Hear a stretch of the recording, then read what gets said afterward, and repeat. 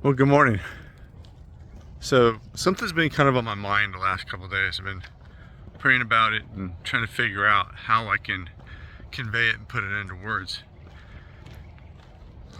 You know, being home and doing what I'm doing now, I get a chance to listen and read a lot and do some very interesting things. I get to talk to a lot of people, hear their stories. And something occurred to me recently, and I heard it in the background, but they were talking about December 7th, 1941, the onset of World War II. And it got me thinking, like, from 1941, December 7th, 1941, to August 14th, 1945, there were over 116,000 Americans that were killed during World War II, wartime. And so you gotta imagine what that was globally, right?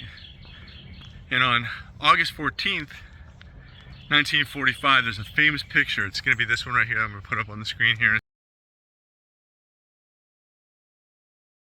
a second.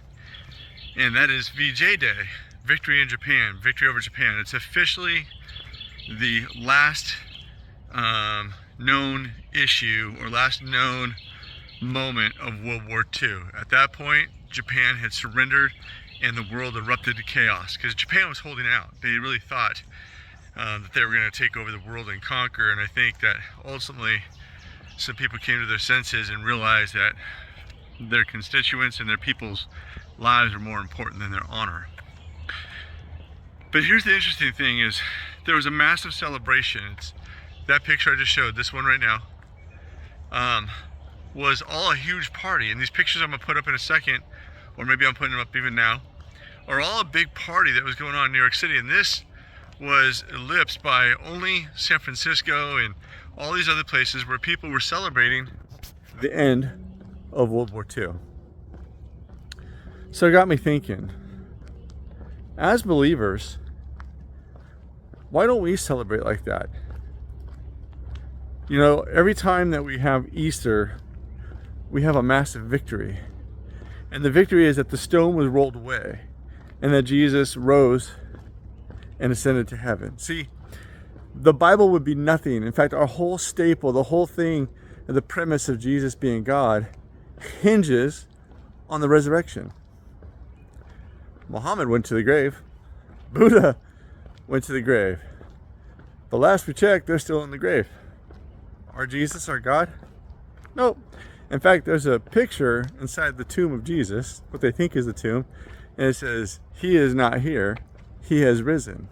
And so I would just encourage you, as we come into Easter, give that some thought, that we have victory over sin, death, and shame because of the cross. And it wouldn't be just for the cross, but it is all signed, sealed, and delivered by the resurrection of the one true and living God. So as we come into Easter, I would just ask you a question. When we weren't there when the Japanese surrendered, but think about that, 4 years, 4 solid years, and actually there were years before that the U.S. was outside participating in the war. They were supplying rations, there was, metals, all sorts of stuff for the war effort going on in Europe, England, so on and so forth.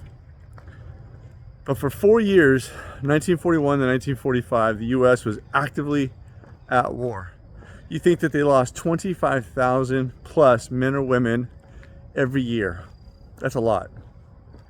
And so, not to mention, everybody's lives were turned upside down, right? I mean, they were rationing metal and steel. They were rationing food. They were doing war bonds. They were doing anything they could to further the war effort so that we weren't all speaking German or Japanese today. And they celebrated. And they actually gave it a holiday. And there's cities, counties, even states that celebrate it a little differently than we do as a national past. So, again, this Easter, we had victory through Jesus over sin, death, and shame. We should be celebrating and partying our tushies off, man. Just saying. Think about that for a little while. Let that settle in. I hope you have a great day.